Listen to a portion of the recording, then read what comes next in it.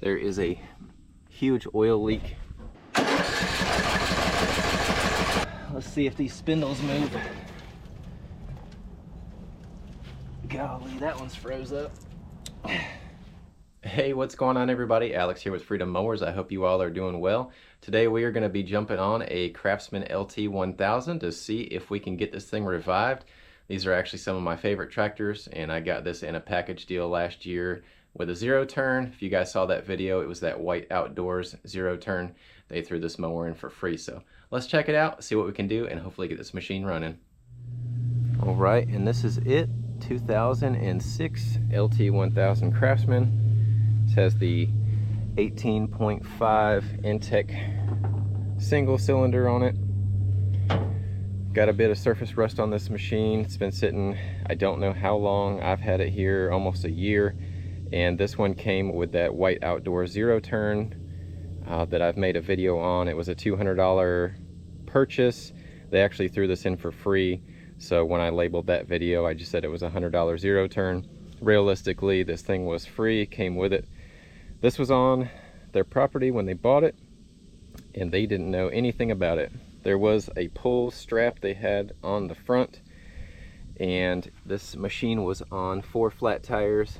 You guys can see it's got the dirt spots all the way around. The mowing deck on it seems complete, although the blades are absolutely trashed on it. The one on this side on the end is actually like hooked over into the grass. There is a huge oil leak on the engine, but it looks like it's actually just coming out of the drain. I did check the oil on it, which was very low. It's about halfway up to the low mark. Don't think there's any fuel in here. No, it's bone dry, and there's a bunch of debris down in there. I think it's the rubber seal for the cap, so all that's going to have to be cleaned out. I do know the engine, I was going to say last time I checked, the engine was free, and it felt like it had good compression. The mowing deck is locked up. I don't know if it's the cable or if it's the tensioner on it. This is a 6-speed, which does feel like it goes through the gears. You guys can see the dry rot there on the knob. There was no seat pad with it. Did come with a bagger. I have the tubes somewhere around here. We'll see. I may end up keeping the bagger for a different machine, because I think at the end of the day, even cleaned up, looking, running good and everything, this is probably a $400 to $500 mower. With the surface rust on here, I'm gonna say probably $400 to $450 all cleaned up, but we'll see what we can do.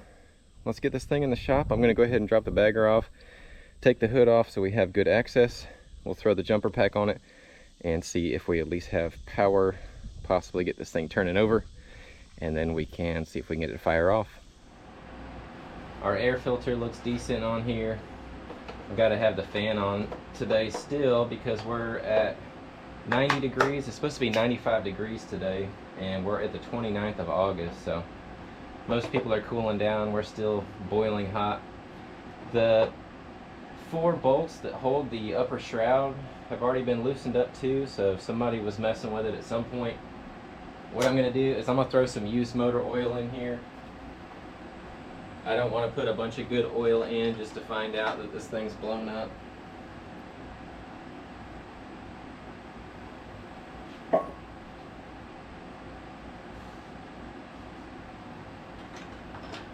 At least get it up to the a little bit over the low mark, so we should be good there. We'll hook up the jumper pack. Alright, jumper pack is hooked up. Just get our safety set. Not even going to worry about the throttle right now. And we've got nothing.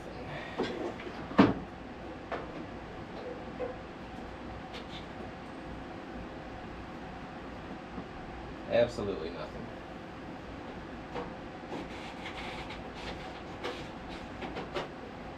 Just trying to make sure I've got good connection. Yeah, we've got 0. So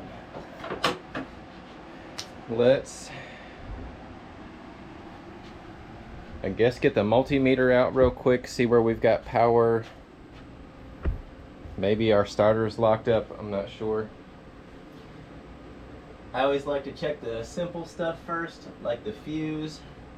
I don't even remember where the fuses are on these. I think it's under the dash, so let me look, see what we got going on. I'll get the meter out and see if we can get some power going here. Alright, well, I have looked under the rear and it looks like all it is just the positive cable goes up to the front on here, and I can't really see a whole lot. I did put the flashlight under here, but I can't really get a good view with the tank, so it's a 3/8 on both sides. We're gonna just, I'll probably just leave the fuel line hooked up for now and just move it off to the side. But at least then we can get a good view of all the wiring in here. Now, as far as safety switches on this machine, all we should have is a brake, which I didn't look at, but I did make sure the pedal was all the way down. I did look to make sure the PTO was pushed all the way down, and looked to make sure it was engaging, and I think there's a reverse switch, but other than that, that should be pretty much it. Alright, so I was right, it was back here.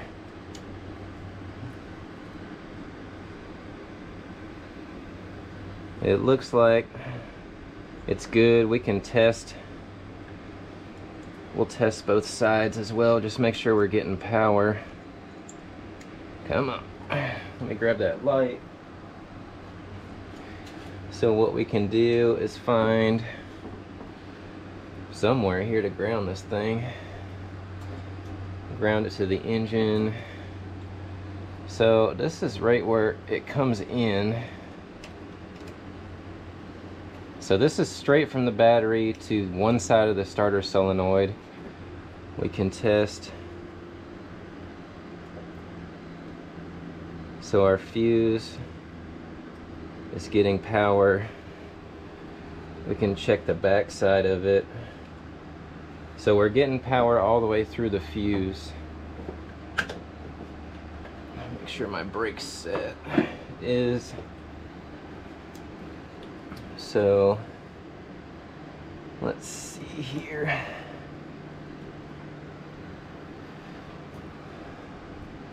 Can check our key switch. See which one. We should be getting power to the red wire, which we are. And then what white goes to the, normally white goes to our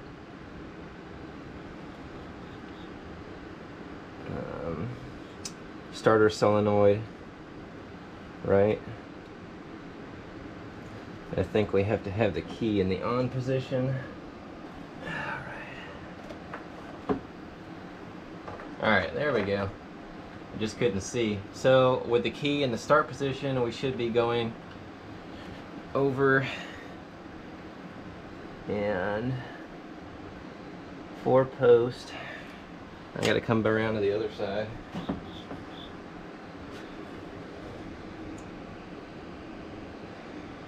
I don't know if you guys can see, but our problem is right here.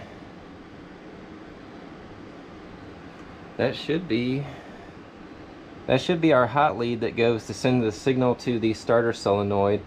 The black wires on here are just safeties and your ground. So let's see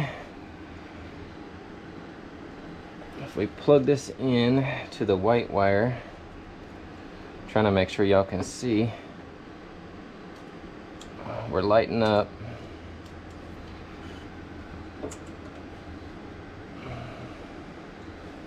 So apparently, I don't know why, because I don't even know how you could reach in there to disconnect. Alright, so there's the prong. We're about to find out right now if this at least get power to the starter. Alright, So apparently we had a disconnected wire. Let's see if we can at least turn over. Let me move this. Alright. Money. Alright. I have no idea. Honestly, those things are always so hard to get off. Like, a lot of times I've ripped the wire trying to get the wire off from the solenoids when I need to replace the solenoid, so I don't know how that fell off. Unless somebody was trying to troubleshoot. We'll go ahead and put some fuel down in here. See if we can't get this thing to bust off. And if it doesn't, then we can start checking the other stuff. Got a little 2-stroke mix. See if our choke is stuck. It's like frozen stuck.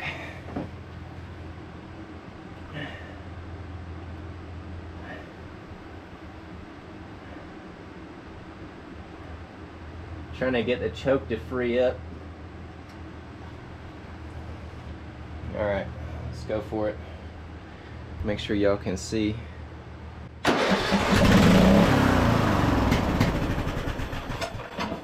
Good Lord, I probably should have checked to see if the throttle was stuck too, which apparently it was.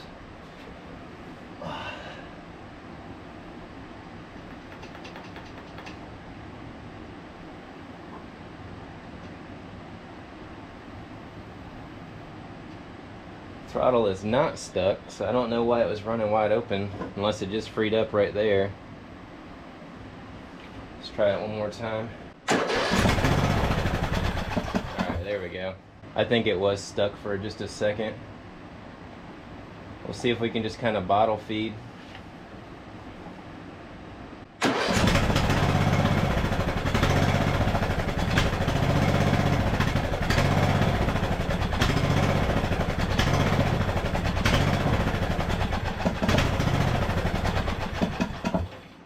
Alright. Well, that is good news. We've got at least running engine. I don't see any smoke yet. Compression release seems to be working just fine. I mean, it turned over really well. Didn't struggle at all when it got to the compression stroke, so awesome.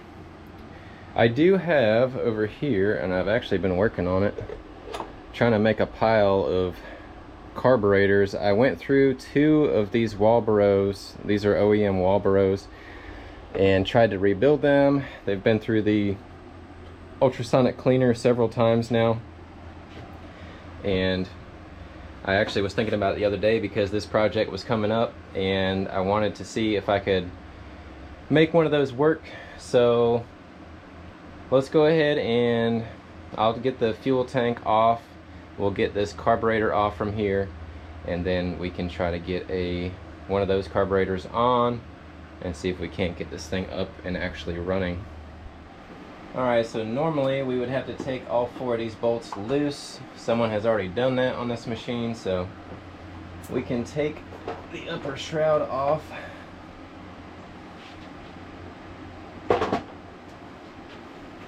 And then we are exposed to the nice Nicky carburetor on here, which I'm surprised this actually didn't leak through the needle and seat and fill up the crankcase like they always do. So we did luck out with that. At this point, we can basically take this off. We'll pop the tank, and then I will take this over. I'm gonna go ahead and get that clean. But we'll go ahead and remove the carburetor and we'll get the new one on, and then in the meantime I will get one of those other carburetors on there. I don't know if they're gonna work or not. We're gonna try.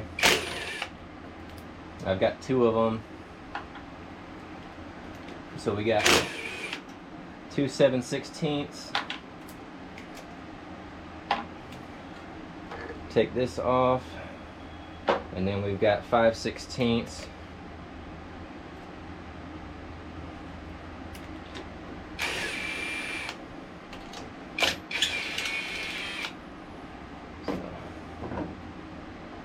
This gas in here is just straight rancid. I can smell it.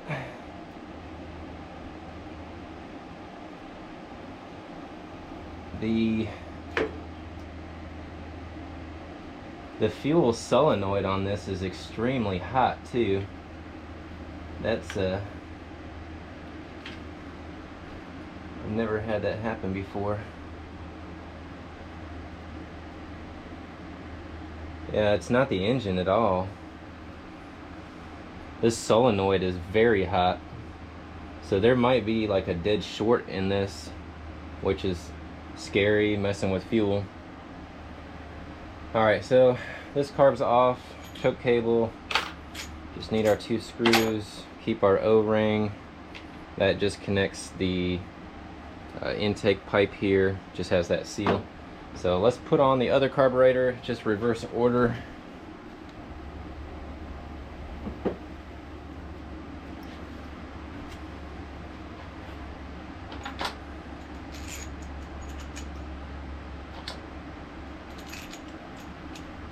I'm hoping that I clean these well enough. We're gonna find out.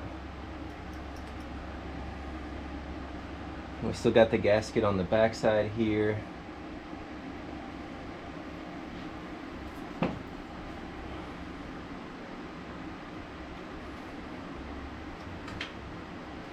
All right.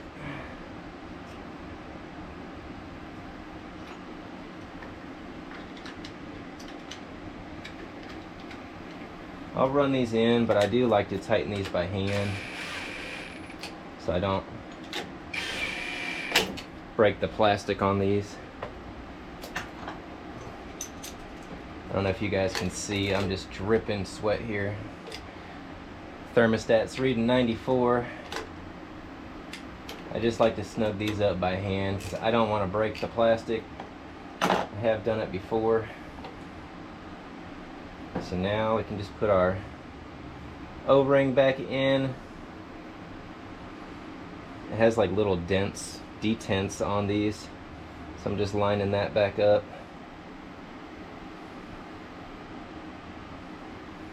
And that's pretty much it. Get your crankcase breather hose back on. This one's all split, but we're just gonna roll with it for now.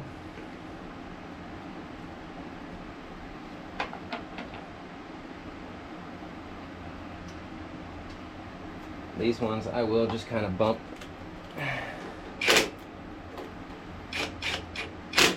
Alright, so that's good. Let me go clean out the tank and then I'll throw some fresh fuel in here. We'll see if we can get this thing up and running.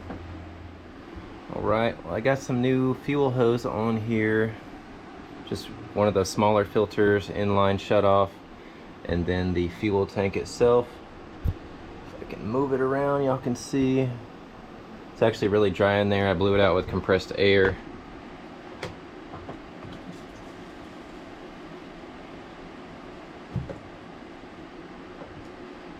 Get our fuel cap. Turn on our fuel here. I did plug in the anti-backfire when I was putting that on earlier. I had forgot. But when I was putting the fuel lines on there, I saw it dangling. Well, if the needle and seat wasn't going to work, we should have seen fuel. Oh, there it goes. Let's see. It was flooding for a second. Sometimes they do when you're first trying to get it set. Before the fuel can kind of get in between the needle. Alright, let's go ahead and crank it. Watch my face. Choke seems to be working okay.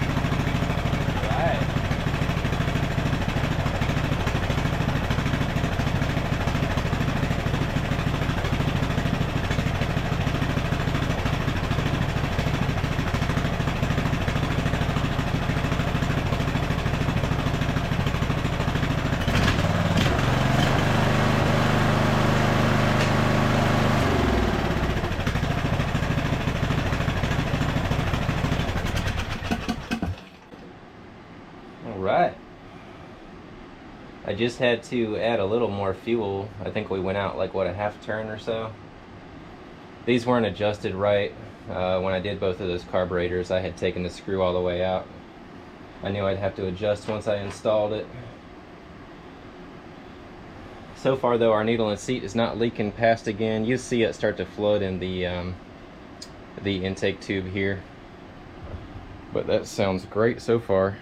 I'm not going to run it too long without the upper shroud because that's what actually cools the engine. It helps with these fan blades over those cooling fins. But yeah, go ahead and we'll crank it one more time. It should run a little bit better too with the air filter and having the correct suction on the carburetor.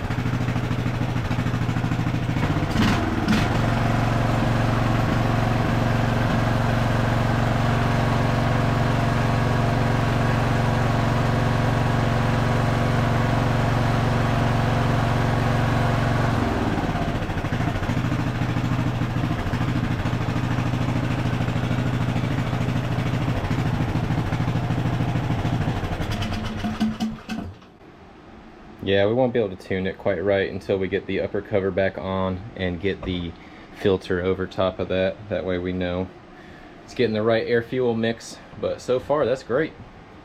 Engine sounds solid. What we can do next is I will throw the upper cover back on. Then we can test the transmission on here. And we can check the charging system as well to see if that's working. So let me get cleaned up a little bit and we will move forward with that. Alright, well, I just loosely put on that upper cover and I had a used battery here that's a few years old, but it is testing good. It's a 160 cold cranking amp.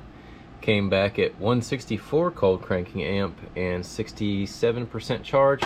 So we should be good to run this in here. Hopefully it's got enough juice. But it'll at least be able to tell if we're charging, and we can get this thing hopefully moved. We could check the parking brake and all that as well too. So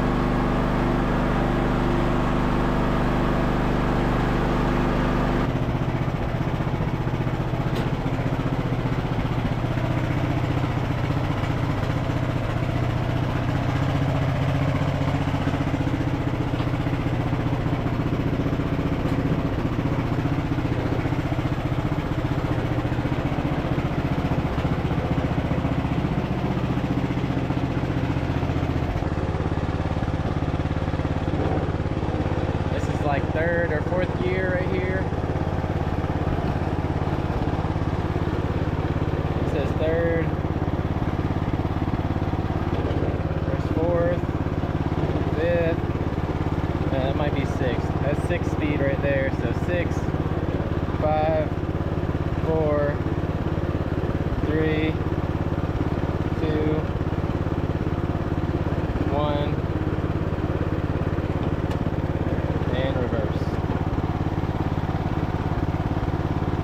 Check the brakes though, because they don't seem like they're working that well. I've got a little hill right here. We'll see if they'll hold on this hill. No, they won't hold. So we'll probably have to adjust the brakes, but it's running really smooth.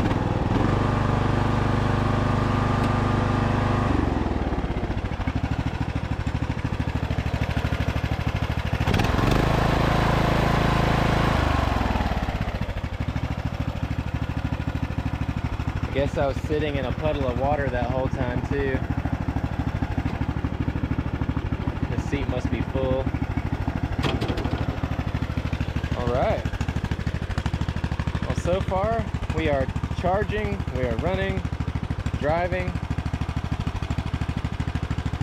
I guess let's go ahead and get it back to the shop and pull this mower deck off from here so we can start looking at that, and we can take a look at the belts underneath and go from there. All right, we are gonna go ahead and get the mowing deck off from here. I've got this tool that actually came for trampoline springs, and it works really well for taking cotter pins out. So on this one, we just have links on both sides and the front. Slip the belt off from the pulley. You have right here in the middle on both sides, there is 2 arms. Once you get those free and you pull them out, you can raise up the adjuster, get those out of the way. We have our cable, and then there's where the cable actually goes to the tensioner, and then there's one more arm in the back that you have to get from the other side, and that's pretty much it. So I'm gonna go ahead and get it off from here. I'll show you guys what we're working with. Hopefully this deck isn't too bad. Hopefully our cable's not seized. I'm thinking it's probably the tensioner on the deck, but we will see. All right, I got everything off. I was having a hard time getting the belt off. I ended up, once I disconnected those front links, I was able to move the deck forward and get that. But we are able to slide it out now.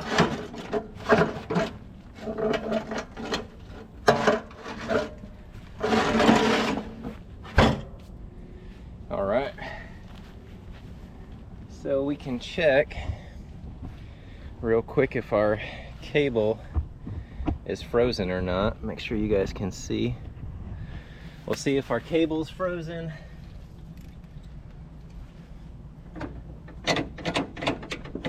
So our cable is frozen. So we may end up having to pull that cable out and seeing if, oh, there we go.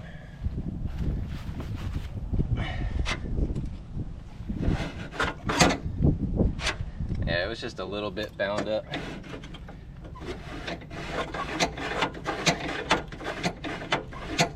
All right, so far our cable is free. There's no fraying or anything like that. It's just been sitting so long, it's everything's just kind of froze up. And the way that works, that cable, the spring actually goes over the end of this right here, and then this whole arm right here pivots backwards, and that's what actually puts tension on your belt.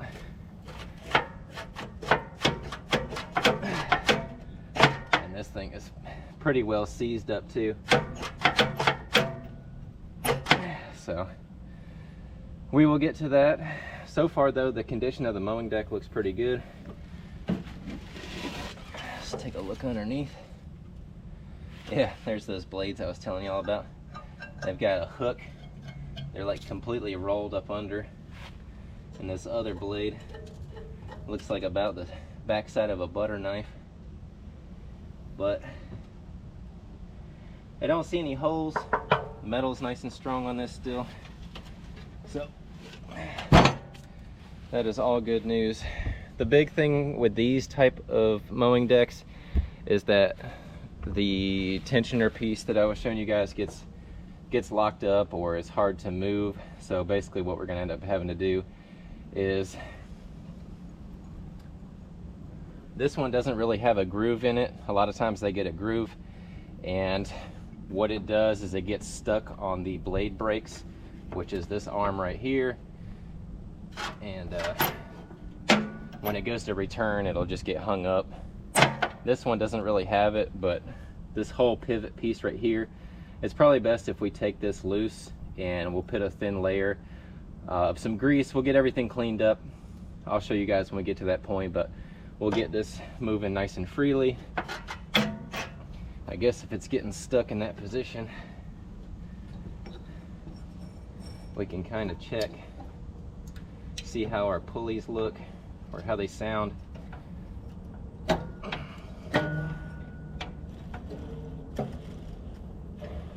That one's nice and smooth. That one's nice and smooth.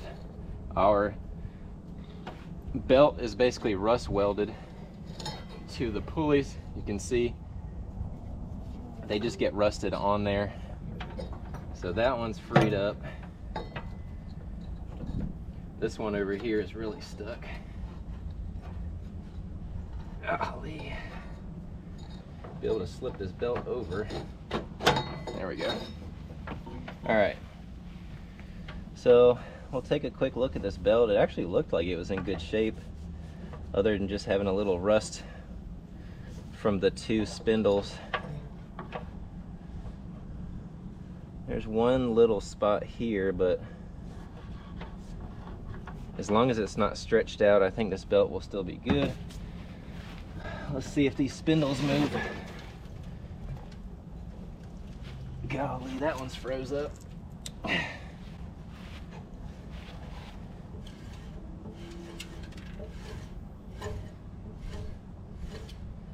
Alright, well, this one's actually pretty smooth. We're gonna have to see about that one. I'll probably have to get the breaker bar on it and get it rotating. It might free up, it might not, but we can always put some new bearings in there too. Alright, so it was a 15/16 for this upper bolt on here. Oh man, that thing is locked up. Worst case, I'm pretty sure I have another spindle for this, or we can get the bearings out, but if it's that frozen, it's going to be hard to get the spindle shaft out of the bearings. So we'll see if we can get this freed up. I was able to get that unseized. I ended up basically having to hammer out the old spindle, and I cannot get the bearing off. I could probably cut it off. I tried another spindle that I had, the shaft, but that one's bent, and I probably spent 45 minutes on it now, and I'm basically just getting tired of messing with it. So I am going to order up a set of spindles off from Amazon, as well as some blades. That way we're just going to have all new spindles and blades on this. I've already priced it out. I should have about $60–70 in that, so we can move on at least with getting the tensioner set up. Make sure you guys can see. So this one is a 9/16. Basically, we should just have to take the spring off the blade brake. This one was already off, and then we've got just the tensioner spring right here in the front, so that way we know where all of our springs are. And now this thing is basically free floating. Taking this nut off from here, and then we can get access to where this pivots, and we'll clean up the plate on here probably with a wire brush, and then try to put like a real thin coat of some grease on there. All right, this one's, I guess, like a carriage bolt, has the square head so it fits in at the bottom. We'll just remember how all this goes on here. We've got this arm, then you have the under plate, and that's really about it. So these two stack on each other. Then underneath there is a real thin wide washer. Other than that, we should be good just to kind of clean up this area right here with a wire brush. And then we can also, I'll probably put just a little coat of some grease in there, and that really should be about it with this plate. It should move a lot more free. It was just... Alright, so I took the wire brush, I cleaned up this plate, also just put a very thin coat. I've got just a little tube of some red and tacky here. I don't want to put much of anything on here, but just enough to kind of help it, because I don't want to attract a bunch of debris in there. But I did also put a little bit on top of that big flat washer, and then we put our, this is the lower plate down on here. This will basically sit, there's a stopper right here, so you want to put it on the back side of it. We'll get our hole lined up with this upper washer. I did put a little bit on both sides of that, and then we have the other pulley. I put a little bit on the bottom here as well. And to kind of get this in the right position where it's clocked, you've got this little tab here on the side. That's what bumps against this mount.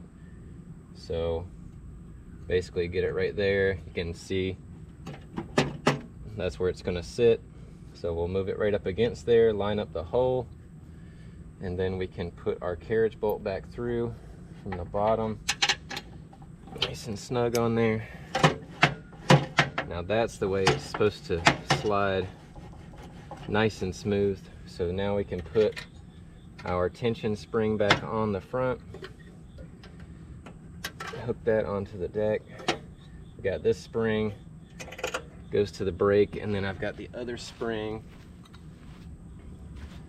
This one goes to this brake, which isn't gonna work right now because we've got that spindle off, but as long as it doesn't hang on the way back, that's really all you want. I just wanted to make sure this was nice and smooth. But you can see once that's tensioned with the PTO handle and then you let off, it's just gonna spring right back, disengage the belt, and apply the brakes. So that's really it on it. This should be good to go. I will show you guys once I get this sanded and painted, and then we'll be waiting on spindle kit to come in, and let's move on to the tractor. All right, let's get a look underneath of this. After we check the pulleys and the belt on here, if everything looks good, we know that the parking brake does not work, so we will have to address that as well. I'm going to go ahead and set the parking brake on here right now, because what that'll do is disengage the clutch and it'll slacken the belt for us underneath. That way we can check the pulleys. So we just have the engine pulley, and then we have a tension pulley here. Really smooth, no flat spots. This one's still got a little tension on it, but I don't feel it grinding, and I'm feeling for flat spots too. That one feels good, and I guess that is it as far as pulleys go under here. I couldn't remember, but our belt looks to be in good shape. There's definitely some debris up on the transmission. I'll probably rewash this too and get underneath of it a little bit better. I tried to get all around the transaxle, but it's hard to get on top of it. Other than that, I mean, we look good on these. It's just two pulleys and then the belt. This belt looks really good, so I would say everything on the bottom side here looks good. We'll move on to that parking brake in the rear. Hopefully get that fixed, and then we can start to grease everything on the front end. And we're also probably going to put some ATF in the tires all the way around because they did leak down overnight. But we'll try that out. So let me get this back on the ground and we'll get that wheel off and check these brakes. All right, here on the back right, this is where our brake's going to be. They came off much easier than they normally do. I usually use a little curved pick. Normally what I end up having to do on these rubber ones is I kind of lift up and I pry on it a little bit, I'll turn it, lift up, and just kind of walk around it until it comes off. They normally don't come off that easy. We'll see if this wheel is going to come off easy too. I'm trying to get this snap ring loose. Got a snap ring. This one's got two washers. When we take this wheel off, there is a keyway. I can see it's on the bottom, so you definitely don't want to lose that key, because then it won't drive anymore if you do. So we are up. Wow, this is all coming apart way easier than I thought. Pretty sure somebody's greased this before. Our keyway is kind of stuck in there, so we'll just leave that for now. And here is our brake assembly. Normally what happens is there's two little I guess you call like little push rods, and they push against the pad, and then the pad squeezes against this caliper right here that's on the transmission. Then we take this clip loose. We got the washer that goes on, and then this rod will come off when we get to that point. Let me see, I think these are, why are these already loose? Half inch. I'll drop the whole thing out. So that was our brake pad right there. I don't feel like losing all the washers on our rods, so we'll just leave all that on there. We've got our brake assembly loose. I'll show you guys. So underneath of the brake pad, there's like a metal plate. It's just a backing plate for the pad. And then inside are these two little rods that I was telling you guys about. So basically what it does is when this arm moves back, this part of the arm right here presses against those two tabs. those push inward, which puts pressure onto your brake pad, but these are totally seized up. So we'll bring this over to the bench, we'll put it in the vise, see if we can't get these punched out, and then we'll get them all lubed up and see if we can't get those working. I have a punch, so at this point I'm just going to start to punch them. Hopefully they'll come out fairly easy. I've had some that I just couldn't get out before, but I'm gonna keep working at this, and once I get these out, we'll basically just clean those up on a wire wheel, and then we'll clean up the inside of the holes, and hopefully they should be free floating. You basically want them free floating through those chambers.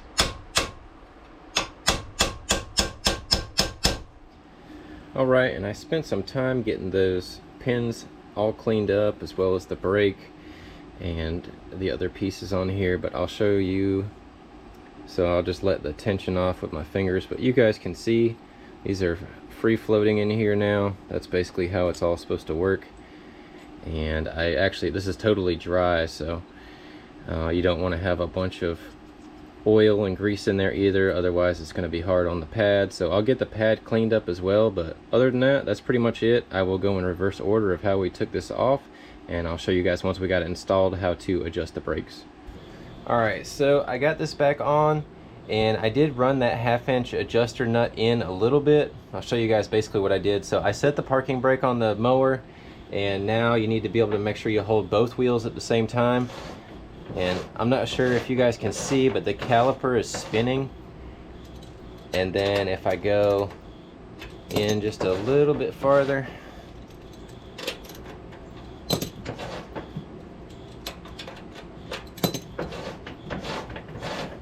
can feel it starting to grab a little bit.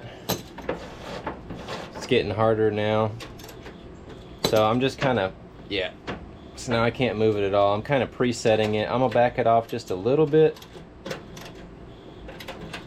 Now that I've got it kind of preset, I'll go ahead and put the wheel back on. Make sure that you have your keyway on there. And then once we get this back on the floor, I can take a open end wrench, and we'll have the brake set. We'll push the machine back and forth, and I'll just make small little adjustments until I make sure that our brake is applying good. And really that should be about it. So alright, I've got a couple of days till those spindles come in. I went ahead and took the old spindles out. Now all of the bolts broke on them. That's kind of typical of these older Craftsman spindles. They just get frozen in there and they will not come out. So they are out. I've got my wire wheel over here, and I've got some 80 grit sandpaper. So on the heavier stuff, I'm just going to use the wire wheel, and then I'll clean up everything else with the sandpaper, throw a coat of some primer onto it, and then some black paint, some Rust-Oleum. I've got most of everything on here. There's a couple spots that I just didn't touch up because there was no surface rust or anything like that, but overall cleaned up pretty good. Like I said, hit it with the wire wheel and some 80 grit, so we are sitting pretty good. I'm gonna go ahead and get some black on here, and then we should be good to let this cure for a couple of days until spindles and blades come in. All right, I am waiting on those parts still, so I'm gonna go ahead and work on some of the other stuff on the tractor. We had 4 flat tires on here. I'm gonna show you guys how I ATF these. I did learn a little trick too from Casey over there at Ellis Mowers, if you guys watch his channel. Automatic transmission fluid to just pull into the tire. I just used to let it gravity feed, but he had a good idea. I'll show you guys. So I've just got this little cup with a tube, and I've already removed the valve core so this can go in quickly. So basically you just push down on the tire, and that's going to allow the fluid to pull in there. So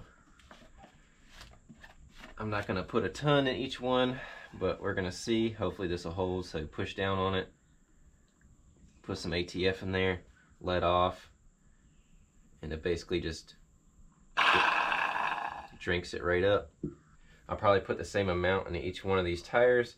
Then I'm going to drive it around for a few minutes and see if that ATF will seal a little bit of the dry cracks in the sidewalls, and we'll go from there. I've got a couple of days for those parts to come in, so I'll be able to tell if all of these tires are going to hold or if they need more. And also, one of the other things, after getting those tires done, we knew we had an oil leak over here on this side before getting all this stuff pressure washed so we can get an eye on things. Now, this drain port on here is finger loose, so what I'm going to do is I've just got a crescent wrench down here. I'm going to go ahead and just tighten that up, and then I will run it for a bit, check it. But these things do loosen up quite often, so it's pretty common. We should just be able to snug it up and hopefully get that oil leak to stop. But if not, I can take it all the way out. I've got some of the thread lock tape that's for like oil, the yellow kind, and we could put some of that on there as well. And just with that crescent wrench, I did try to line up where the port now, because you need to be able to turn this and then pull out to be able to drain. So I wanted to line that up, but I didn't want to go too snug. So that's pretty much about it with the crescent wrench. I'm going to run it for a little bit, see if we have any more leaks. But overall, this engine seems like it is running really well. Crank it up real quick for you guys. I do have the fuel turned off, but runs great.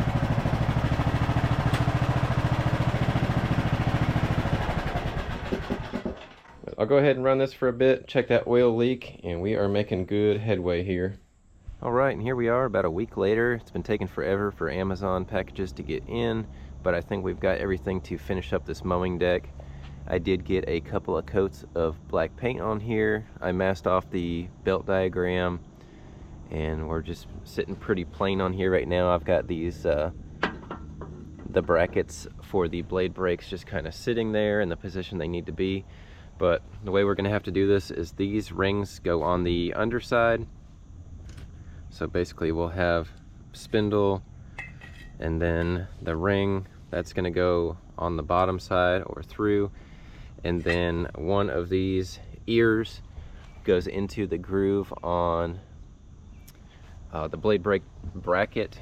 These spindles did come with these washers. I wasn't sure if it was going to, but they are already on these, so we are good to go. Also came with new pulleys and came with hardware, and these are tapped already, which is great because I didn't really want to have to tap the holes on the spindles. So alright, well, I've got everything torqued down on the mower deck here. Also put the spindle cover on as well, and everything looks good to go. I did get the belt put back on. The only thing I haven't done is the deck chute, but I will get to that later because I want to clean it up a little bit. So I'll get you guys set up, time lapse it, and we can finally get to testing this thing out.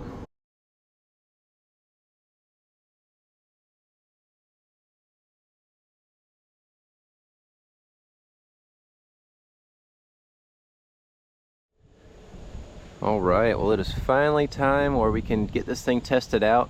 Unfortunately, I guess for the mowing aspect, I did mow the yard yesterday, so I have nothing to mow, and I'm not about to scalp the yard, but we will demo everything on the mower.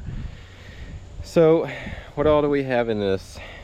We had, I'm trying to remember because it's been a course of probably a week and a half, 2 weeks I've been working on this on and off.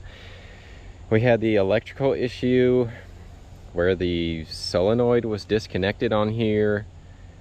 There was, what else did we have? Obviously we had carburetor work. I ended up just putting on another carburetor that I had. We put a new fuel filter, inline shut off, cleaned the tank on it. It needed some oil. I do have a maintenance kit on the way for this because I am going to change out the air filter, the oil, and the oil filter on here, give it a full service. We had to do those rear brakes on here that were not working, and they work excellent now. I tried to go like full speed down the hill in 6th gear and hit the brakes, and they lock up, so everything is working as it should. I did touch up the paint on the back end here. These usually get a little rusty on that plate, so I did touch that up, and we just kind of wiped it down. I wasn't going to repaint. You guys can see, you know, the surface rust on here. It's a bit unfortunate, but I think if I were to put some paint on here, it would look a little cheesier than it does. And I'm not going to ask a whole lot for this machine. I don't know what you guys think, but I was probably thinking the $450 mark, somewhere in there. It should be a good tractor for someone. We've got a fully rebuilt mower deck on here. Belt was good. I mean, everything seems to be working as it should. So far, the ATF has held in all the tires. They've been sitting a few days now, and I have not had to put air in them. So I will keep an eye on those as well when I get that maintenance kit in.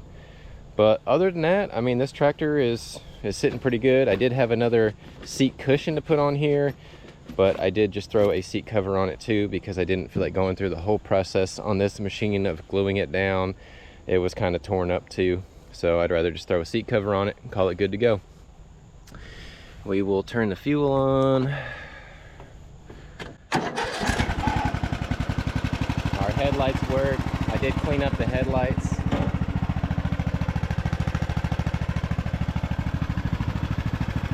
Crank straight up.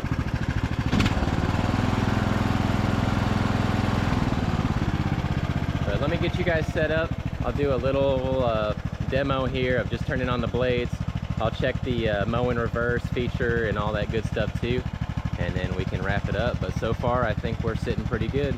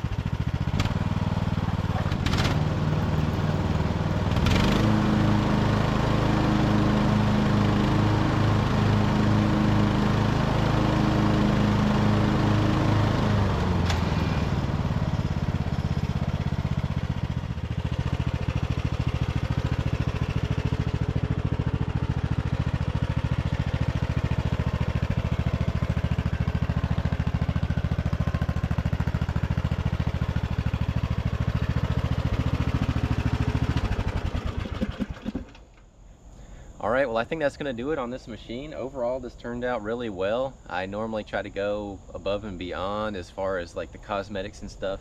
This mower I don't think was quite worth it to go too far with it, but we definitely made this look a lot better than it was, and everything on here is functional. We'll get that maintenance kit installed, and I mean, it should be a good tractor for somebody for years to come. So let me know what you guys think. I think I'm going to try to sell this for probably $450 in my area. We've probably got $120 into it. Got a few projects coming up. I'm sorry, I've been trying to get videos out, so I do apologize. It's just, there's a lot behind the scenes here that goes on, and things in my house that we've been having to deal with over this last year, and it's just a lot going on. So I'm trying my best to get videos out for you guys. If I could, I would have a video out every single day, but I think we've got this one in the bag, and got some fun ones coming up. So I appreciate y'all sticking tuned, and stay tuned for the next one. So on that note, let freedom ring, let those small engines sing. I'll see you all in the next one.